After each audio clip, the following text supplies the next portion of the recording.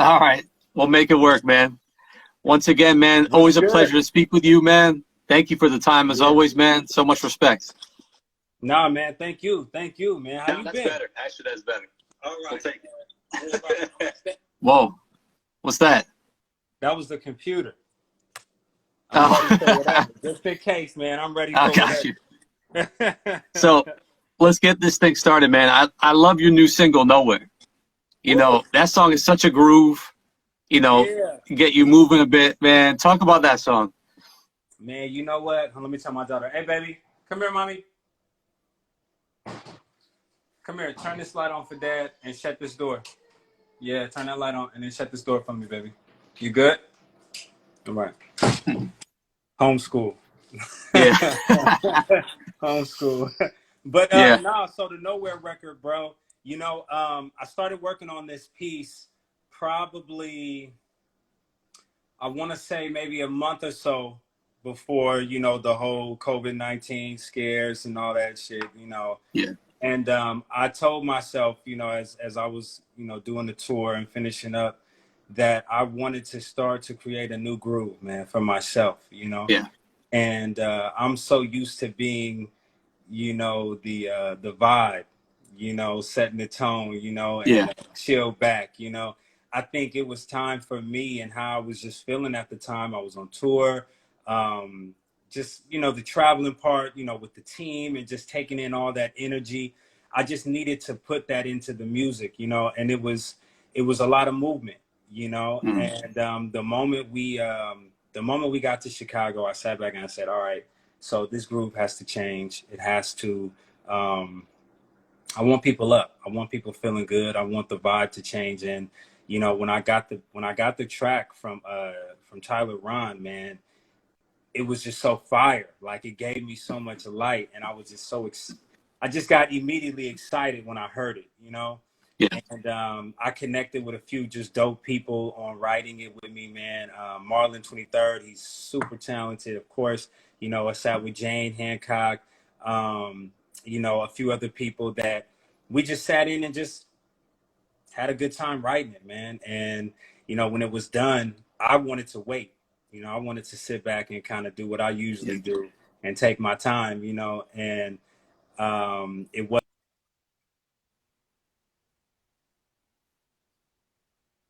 Uh-oh. Did we lose him again? Okay. I had a call. This one was more or less like, you got to put this out now. We got to figure out how we do this now. So we just immediately went into our thinking mode, man, and brainstorming on how we could start introducing it. And I was just excited to finish it and hear it, bro. I'm just happy that everybody's receiving it so well. And in this time, I didn't know that we weren't going to be able to go nowhere when the record Nowhere came out, but Yeah. it just kind of.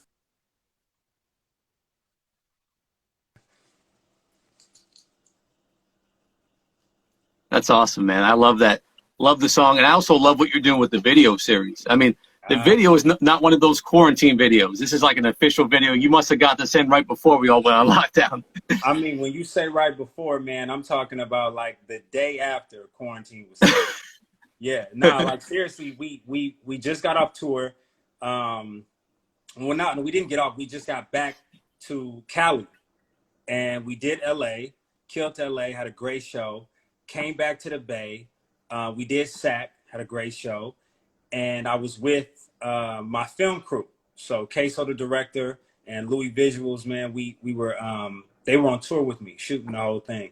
So I fell in love with their edits. I fell in love with their spirits, man, just how they work, their work ethic. And we had already been talking about videos while we were on the road, but of course, we didn't really have a lot of time to do what we needed to do to finish it. And they went back for a little bit. Everybody kind of got a break between SAC and Oakland, and they flew back. And as soon as they came out that weekend, we were sitting around, man. We was, having a little thinking juice and a little, Yeah. a little, some other things, man, that we just kind of sat back and was just vibing off of, and we just started thinking about the treatments, man, and what we wanted to do and what songs I wanted to do. A lot of the album is done. So it was I wanted to do a little different from how I did 98. 98, I just took a swing at one record, you know, and I wanted to test Really? that out and see. And for this one, it was like, okay, we can't do it the same. We got to go hard. I need at least 5. You know what I mean? I need at least 5 videos ready to go. And we sat for about 4 hours, and we just concocted a whole story. And from that story, we picked the songs that fit. And from that, we came up with a treatment, a script. And we started to think about, instead of having all these different elements, like different models and different people and different storylines and themes, it's like, no, everything goes together. And let's take this whole acting thing and let's play off of that. You know, let's play off of the acting part of it, because I love acting, bro. I mean, it's really a first love of mine. You know, music just sort of came easy and came, you know, first, but I've always wanted to showcase my chops as much as possible. So, you know, we wanted to make sure there was all the elements of that acting world as well. So you know, nowhere was the first part, and I wanted you to see confidence. I wanted you to see, you know, that fantasy, like what's in my head, get comfortable with this character that I am coming into it. And also kind of getting some different elements. You see me dancing, you see me in a different sort of light in this one. And then, you know, the next one, there's a transition, and then you get a different character. And then the next one, he transitions again, and you get another character, until you get to that final one where it's like, it sums everything up, you know, and again, you just get another transition. And I just want people to see as many different characters and spirits as possible throughout this series, but just also seeing that they all go together as one. You know what I mean? It's all these different elements of just who I am, you know, and what I'm into. And, you know, shout out to Lude Sonny, shout out to Courtney Webb, shout out to just everybody who was a part of it, because we started doing it. We planned it on Saturday and Sunday. On Monday, we went out to go, you know, scout the places, think about who we wanted, talk to them. And throughout all the things that happened, that hit us, that could have set us back, everything just worked out perfectly. Nice. I mean, it was one of them things where it's like, this is supposed to happen. You know, this is supposed to happen, because, man, it was supposed to rain 3 of the days that we were using a drop top. You know, and literally it was sunny each day. And I tell you, the day after they announced that it was quarantine, and it started pouring down rain, and literally, well, actually, as soon as we got done filming, it started raining. It was almost like Thriller in Manila, man. As soon as Muhammad Ali won, bro, it was like that. So I just felt super good about it, and I just wanted to dive into a different creative zone. You know what I mean? Like, everybody creates music based on, well, hopefully everybody creates music based on, you know, realism and, you know, their stories and what they go through. But to be honest, man, you know, it's like those fictional movies that you can relate to still. You know, it's, you know, you look at Harry Potter, you look at, you know, Game of Thrones, you look at all these different type of films and shows that, when we look at it right now, it doesn't seem like it relates, but you can relate so much life to it all. You know what I mean? Right. So I just wanted to try something different, and I felt like I was making more of a soundtrack to something more than I was trying to make just an Adrian Marcel album, you know? And I think that's what I really loved about it more. And I started just to hear a trend in the music of what I was doing. So just taking a different swing at some things, man. You know, I think that I have to give some credit to the quarantine, that it's allowed me just to take a step back, breathe a little bit, figure out if the moves that I'm thinking of are what they should be. And if they are, give me time to feel it in my spirit, you know? Right. And this new project is called To Be Honest, and it'll be out later this year. I love that you got right back to work. You know, 98 came out last year.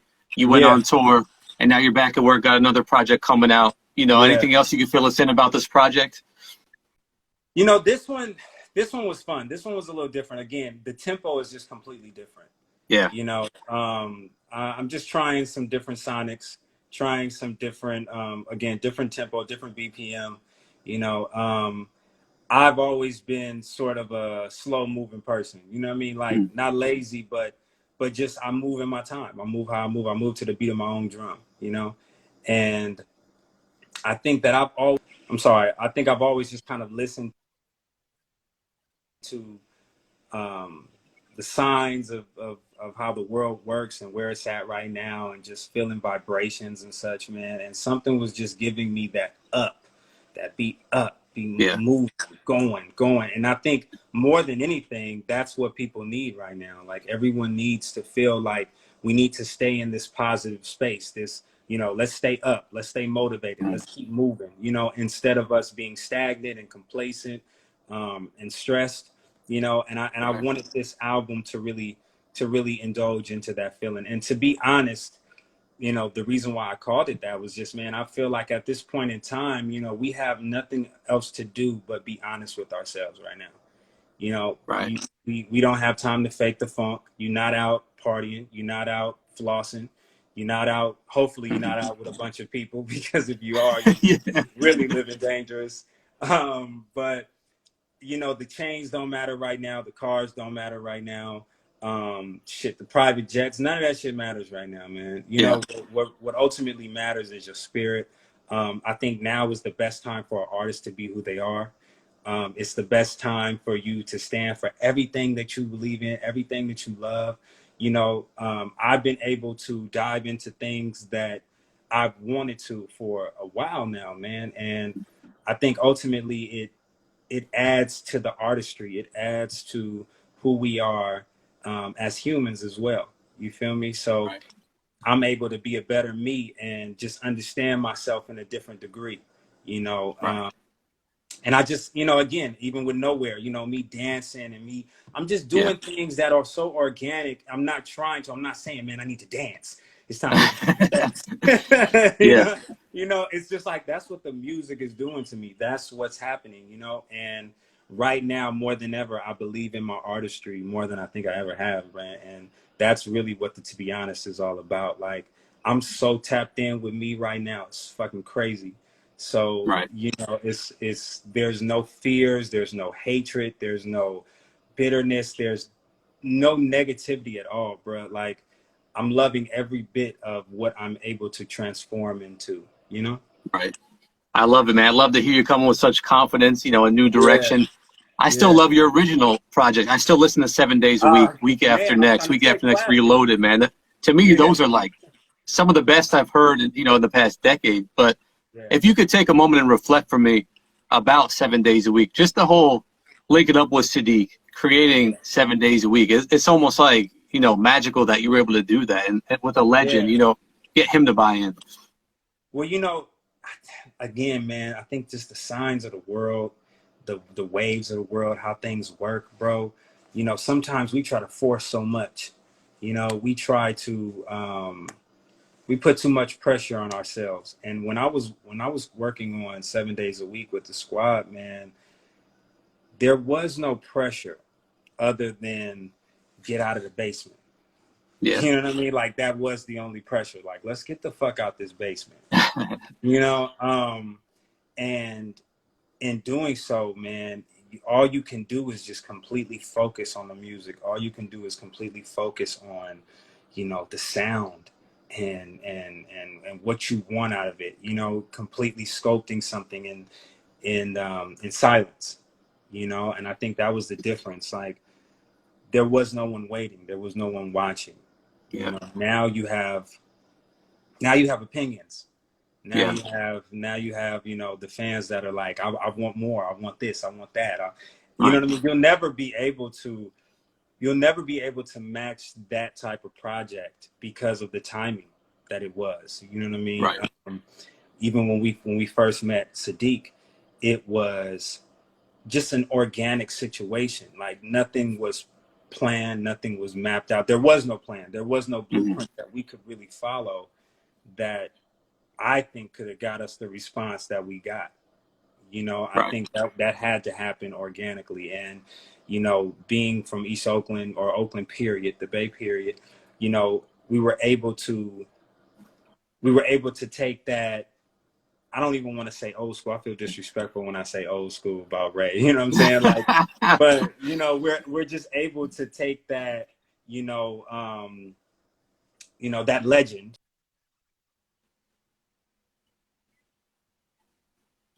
to take that legend and that history and add it to something new, something present, and something that could be future. You know what I'm saying? And just kind of mesh the two, you know, the two styles. And I think that since we're both from Oakland, it's not too much different. You know, the sonics, the grooves, how we move, the beats that we move to.